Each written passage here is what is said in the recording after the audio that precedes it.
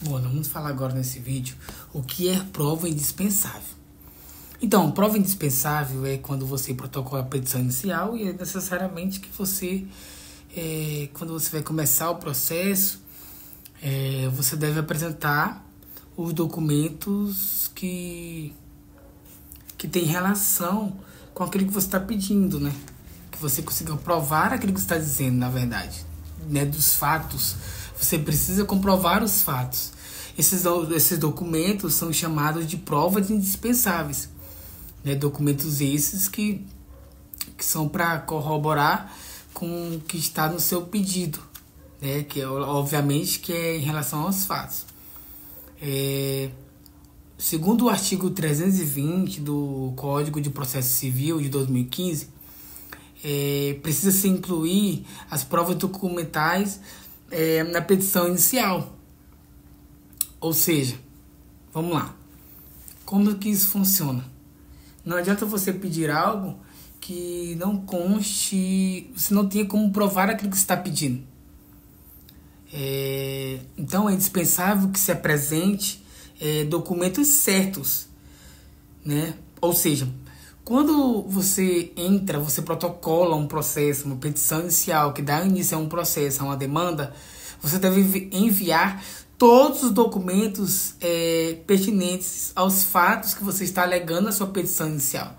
Então, isso precisa colaborar para que de fato possa ter corpo, né? Possa ter fundamento para o seu pedido também. O juiz ele vai verificar se o autor ele apresentou os documentos necessários que ele entender para que ele possa ser convencido, né, dos fatos e daquilo que está sendo pedido e realmente decidir sobre o caso. E se o autor ele não envia esses documentos, o juiz pode rejeitar ou arquivar de pronto o processo, por justamente o processo inscrito sem redução de mérito, porque não tem provas, né? Não tem como provar, não existem documentos comprobatórios. E, por exemplo, existem alguns fatos, algumas faltas de provas que levam com que o juiz possa arquivar o processo. Por exemplo, na cobrança numa execução, você está cobrando alguma coisa, estão devendo. Por exemplo, você quer cobrar uma dívida no valor de R$1.000, mas não apresentou o contrato, né, onde foi acordado essa dívida, né, esse ato, ou um recibo que mostra que existe uma dívida existente. O que acontece? O processo, nesse caso, ele seria arquivado. Por quê?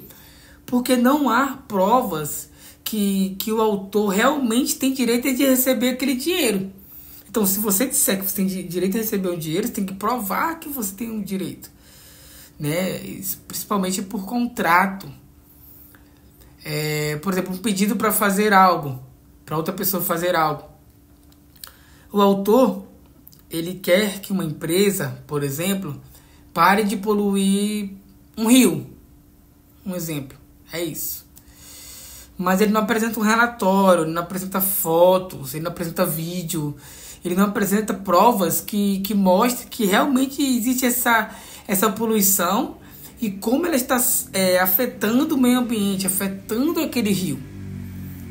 E como resultado disso, o juiz ele deve arquivar o processo. Por quê? É óbvio que o processo ele será arquivado por falta de provas, não tem evidência suficiente. O juiz não foi convencido de que esse fato alegado pelo autor é verdadeiro. Já um exemplo aqui de ação de família, por exemplo, o autor está pedindo a guarda de um filho, por exemplo, mas não apresenta a certidão de nascimento da criança, ou simplesmente um documento qualquer que prove esse parentesco. Como você vai pedir, numa ação que verse sobre a guarda de uma criança e você não apresenta uma certidão de nascimento? Obviamente que esse processo ele pode ser arquivado. Por quê? Por quê, Rafael? Por falta de documentação. Por quê?